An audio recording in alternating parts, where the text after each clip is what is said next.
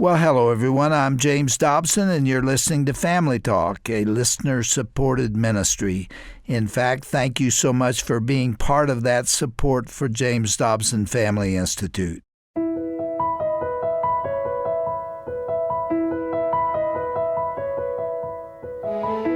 Welcome to Family Talk. I'm Roger Marsh, and Family Talk is a division of the Dr. James Dobson Family Institute.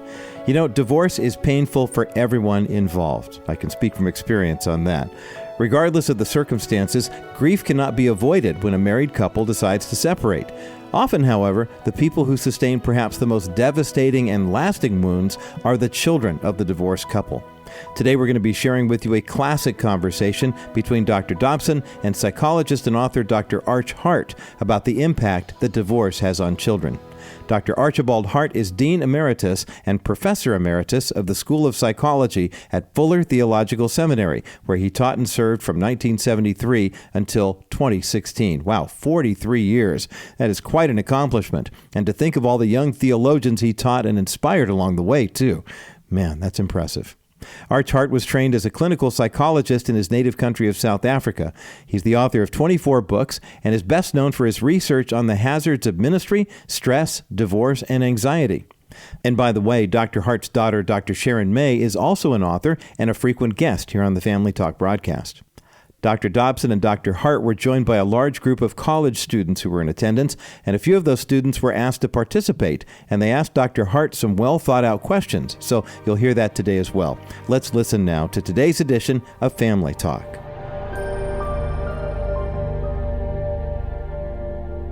Arch, to set up our topic again today, I want to go back to the mid-'80s when Shirley and I were on a vacation. In fact, we'd been traveling for 3 weeks, had our kids with us, and wound up in Washington, D.C., and we were just killing time and enjoying the last 2 days there.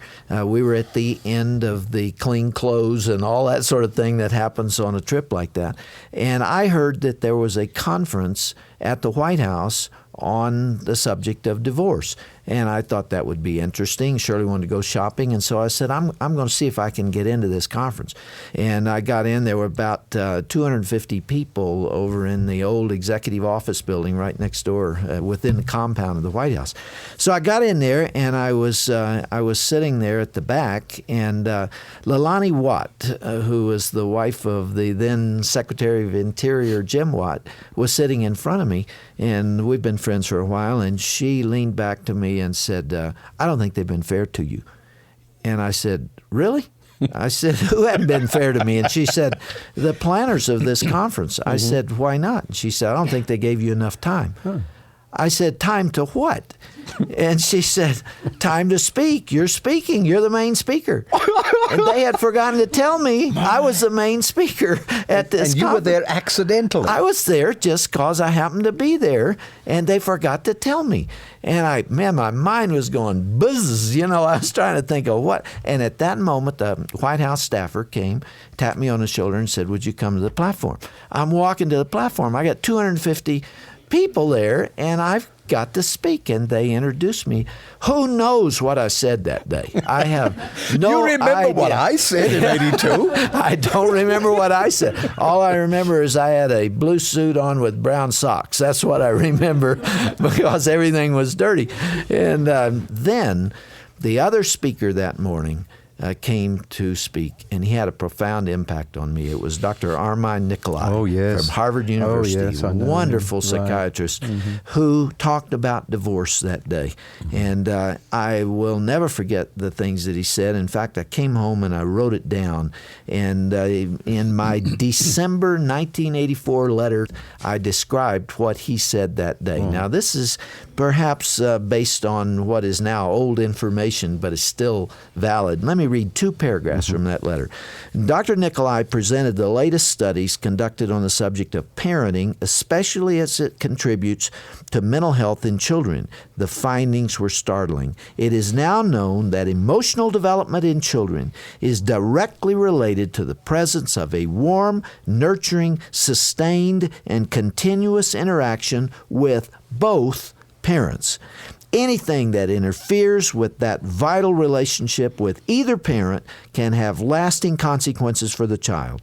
Consider the effects of divorce, for example. One landmark study revealed that 90% of children from divorced homes suffered from an acute sense of shock when the separation occurred, including profound grieving and irrational fears. 50% reported feeling rejected and abandoned, and indeed, half the fathers never came to see their children 3 years after the divorce.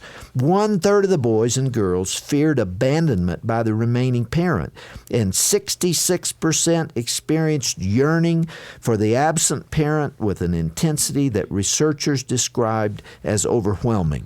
Most significantly, 37% of the children were even more unhappy and dissatisfied 5 years after the divorce than they had been at 18 months. In other words, time did not heal their wounds. In summary, Dr. Nicolai said, divorce brings such intense loneliness to children that its pain is difficult to describe or even to contemplate. Yes. You agree Absolutely. completely with what he says. That I could have written those words. In fact, you did in your book, Helping Children Survive Divorce. That's it. And unless you've been through it, you do not know, you cannot even grasp the depth of the hurt, the fear, the insecurities, the anxiety, and the deeper damage to your self-esteem particularly is...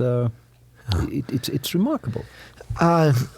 You and I were talking in my office before we came down here. You made a very interesting statement that you feel, and I believe I agree with you, that divorce after a relationship has been established is actually more damaging to a child than the death of a parent. Yes, I would say that, and I have been through the experience now in our own family, so I know it firsthand. Your grandchild lost his father. 2 of my grandsons lost their father. He was killed in an automobile accident. He was a school teacher in a very famous Los Angeles school, and one day, midday, he was going to school to teach. He had the afternoon activities to take care of, and at midday, just 2 miles from his home on the freeway, a truck dropped a crate in the road. He swerved to miss it, left the road, hit a tree. And we didn't know it had happened until nearly 10 o'clock that night. When we went down to USC Trauma Center, I do. You know the place I'm talking about. I sure do. And walked through the mangled people in that looking for Richard. Because they didn't find his identity. It was in the trunk of his car. So they had him as a John Doe, and he only had a few hours to live. What were the ages of his children? They were 10 and 12, which you see, my oldest grandson, that's the age my parents got divorced. Yeah. So I have a very comparison. N of one personal study here between how the divorce of my parents impacted me versus how the death of his daddy impacted him. And I can tell you, death of a parent, bad as that is, I'm not wanting to minimize that at all, pales in significance to the impact that divorce has on a child. Explain why. Death is final. I had to sit with my 2 grandsons the next morning. They were at our house. While we went looking for their daddy. Very tender moment. I'll never forget it. To sit them down and look into their eyes and tell them, your daddy died last night. And the shock, the disbelief, and then the crying and the screaming, and you've got to let them just vent it. Now, in the death of a parent, what happens is that the emotional reaction is far greater. It's much more of a Vesuvius, intense thing. Whereas in divorce, the emotions creep up on you a little bit more insidiously. They're stuffed down. It's stuffed down. It's not as final as death. Divorce is only the beginning of the problems. You have conflict now, like before divorce is nothing compared to what it is now, as parents begin to fight over the kids and hassle over support and financial matters. Your daddy, if he leaves you, he goes away. He may not come and visit you for 3 years, but he's there somewhere. And so at night you fantasizing, you're lying awake, wondering, where's my dad? Why has he abandoned me? The first chapter of my book is called Divorced at 12. Because I was divorced, not just my mother. Yeah. I was abandoned. Before we get back to children, Arch, I want to ask you to do something you may not have expected me to do. But we're talking to husbands and wives out there who are not happy in marriage. Right. And there's a lot of conflict, and their personalities don't mesh like they should have, and maybe the marriage has never been very happy. And I don't want to add to the pain of those people by dumping a load of guilt on them. But talk to them a little bit about their children and about what divorce will mean for them as they're facing this decision as to whether to go on together or not. Well, the first thing I would say is that divorce doesn't solve every marital problem. Lots of people get divorced, and they're worse off afterwards. There's no doubt about that. The evidence is that divorce damages adults as well as children. The families don't divorce. You've always got the same grandparents for the grandkids, and there's linkage there. But I would plead with parents whose marriage is not going well right now, and every marriage goes through a bad season. I mean, you just live long enough, I don't know of any marriage that hasn't gone through a bad time. But one has to look, and this is a mistake I think that we have made, seeing the need for our own self-fulfillment in marriage. We've got to look beyond that. We've got to look at the interests of our children.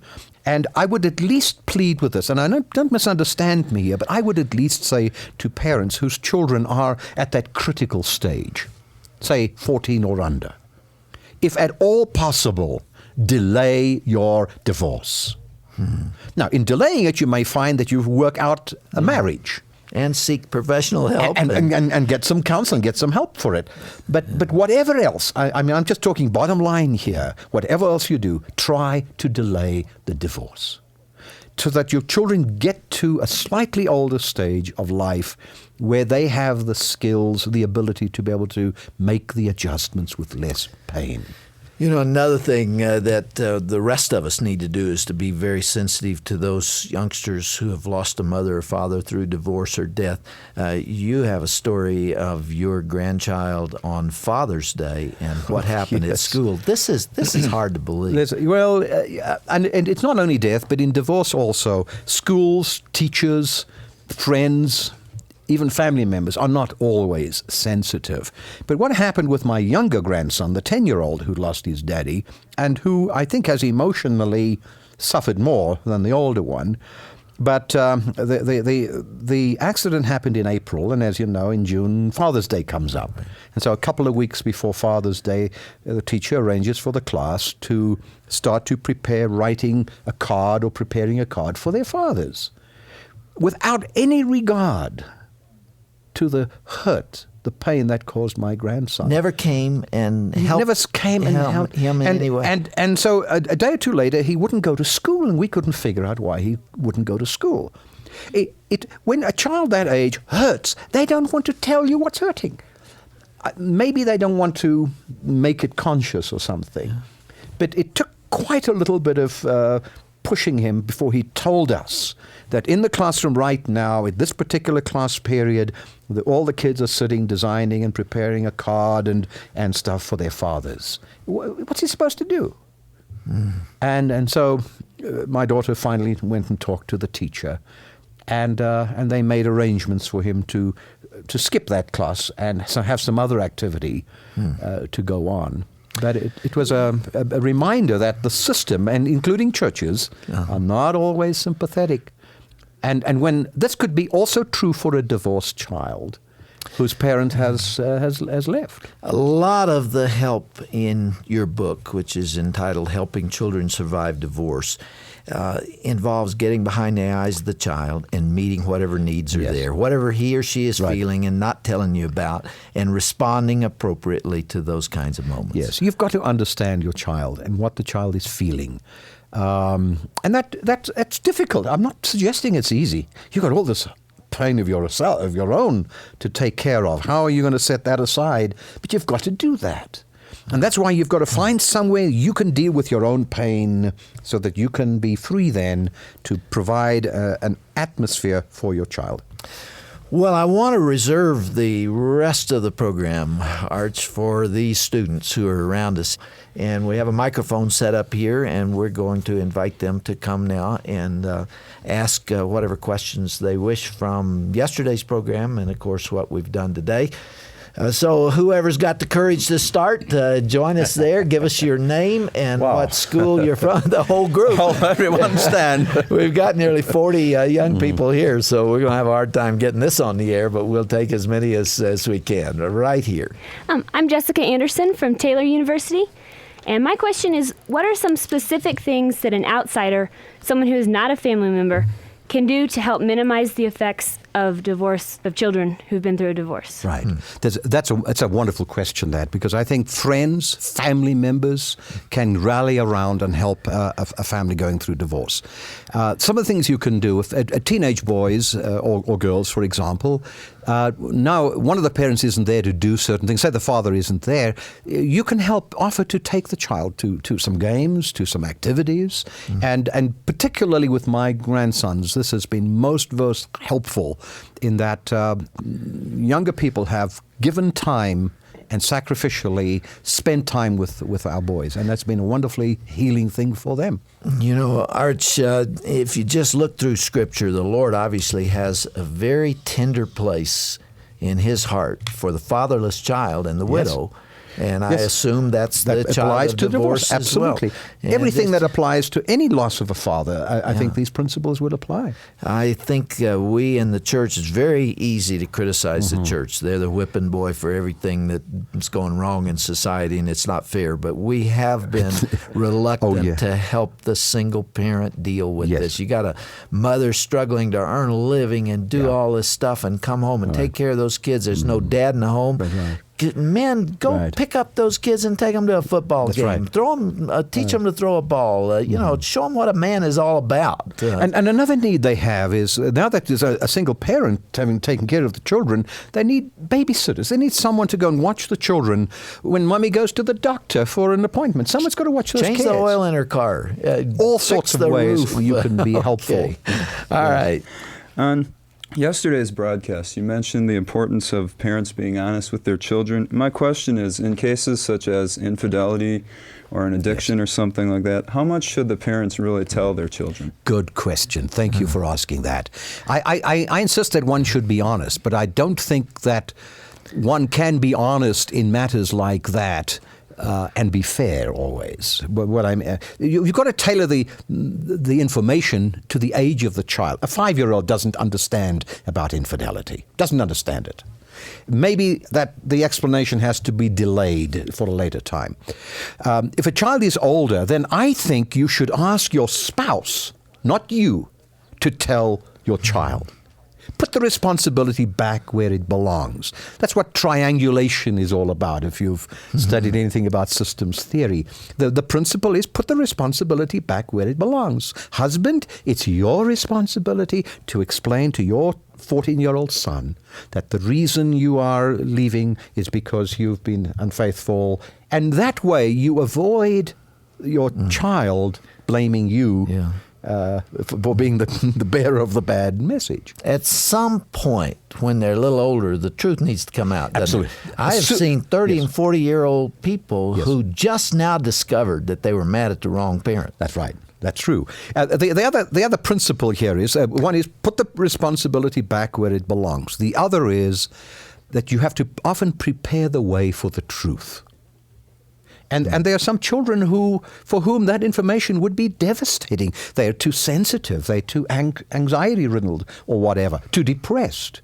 Prepare the way. Take care of the pain, the depression, and then ultimately the truth must prevail.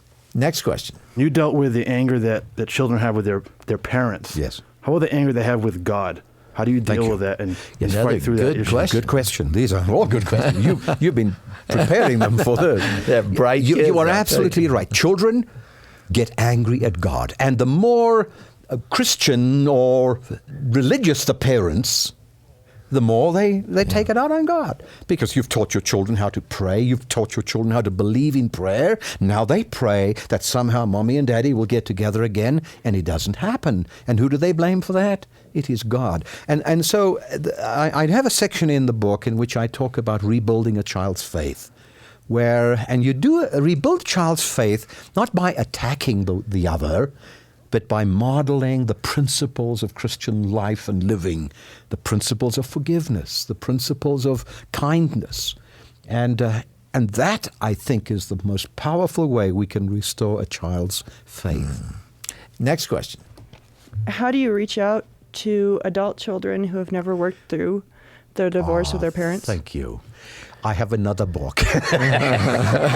Just so happens. Called Growing Up Divorced, which is the sequel to this one. And I think it's a good point. I think every child who goes through divorce, as an adult, has to realize they have unfinished business. It wasn't until I was 35 that I sat up one day and said, you've got all this unfinished business. It was showing up in my marriage. It was showing up in my parenting. And suddenly I realized I need to work through some of that. I hadn't forgiven my own parents. My attitudes to them was shaped by the fact that I had not deliberately and consciously forgiven them. I had developed a dependence on father figures. I was searching for a substitute father. And Lee Edward Travis, who you knew as the founding dean and when I first came to Fuller, became my substitute father. We have similar research interests and so on. And I had to sit up one day and say, you can't do that. And that unfinished business, I had to sit down and do some very careful thinking and talking it out with someone. And then I wrote the book where I tried to articulate what some of that unfinished business is. The book's still in print? Yes. And the title of it? Growing Up Divorced. And who published it? Servant. Which is for children who, once they've grown up, now have to deal with that unfinished business. Another subject for another day, right? That's probably true. Okay. Well, we've been talking about the book, Helping Children Survive Divorce, What to Expect, How to Help, with Dr. Archibald Hart from Fuller Theological Seminary and Fuller School of Psychology, former dean of Fuller. Great friend to this ministry and to Shirley and me personally. You and Kathleen mean a lot to us, Arch, and you flew all the way over here to be with us these 2 days, and I sure appreciate it. And thanks to all the students for the excellent questions that you asked as well. It's been good to have you here, and we'll do it again. I hope and I believe that what we've been doing today has been helpful to parents who are out there and to children. A lot of kids listen to this program. It's always been amazing that in the carpool on the way to school and so on. I had a youngster last week, about 10 years old, came up and talked to me about all the programs in the last week that he'd heard. So anyway, I hope that we've been helpful to a lot of people, and I know this book will, again, keep writing, Arch. And thank you, Jim. When you get your next book done, come on back. Right, I will. And thank you for allowing the word like this to get out. You have a phenomenal ministry. And you don't need any stroking. I know that. But I want to say it anyway. Thank you for what you're doing for the kingdom, Jim. That's a gift from the Lord. He's given us the eyes and ears of a lot of people, and my prayer is that we won't do anything to mess it up. Thank you, everybody. God's blessings to you.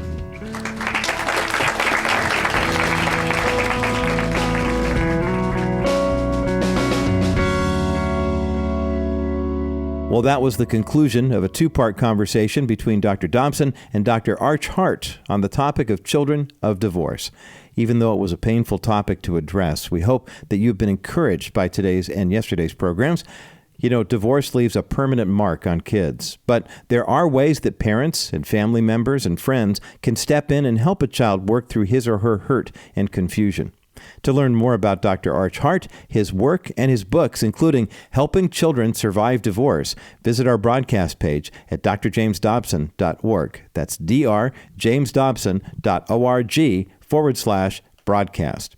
And of course, you can always give us a call at 877-732-6825. We're here to answer any questions you might have about Family Talk or the Dr. James Dobson Family Institute. We can also suggest a resource for you, and we're always happy to pray with you, too. That number again is 877-732-6825. Now, before we go, I want to tell you about a valuable resource that is now available from the Dr. James Dobson Family Institute. It's our weekly public policy email. Our policy team is led by our esteemed colleague here at the Institute, Attorney and Policy Director James Gottry. The team breaks down the political issues of our nation that affect the family and then wraps them in a biblical worldview just for you. Now, we want to equip you to think critically and biblically about what's going on in our nation so that you can understand the truth and then get involved. To sign up for policy emails, go to drjamesdobson.org/policy. That's drjamesdobson.org/policy. Thanks so much for listening to Family Talk today. From all of us here at the JDFI, I'm Roger Marsh. Thanks so much for listening, and join us again next time for another edition of Dr. James Dobson's Family Talk.